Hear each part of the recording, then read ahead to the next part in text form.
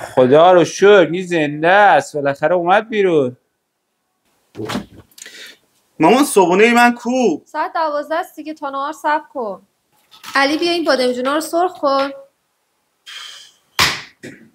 میگم مادر جون این بادمجونا رو سرخ کردی، شیر آبم چکه میکنه، اونم درست کن. علی مامان این تموم شد، بیا برو 1 کیلو گوجه بگیر، واسه سالاد لازم دارم.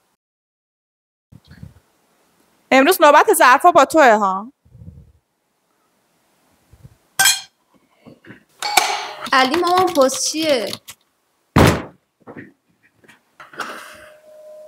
باز تو همیشه خونه ای؟ دی برای کارتون میزنی، دی کارتون. خاله این وی پی ان هم وصل میشه، میای نگاش کنی؟ علی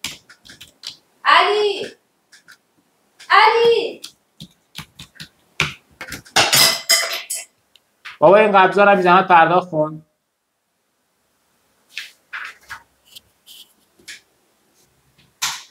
علی این چراغا رو خاموش کن، نمیتونم بخوابم.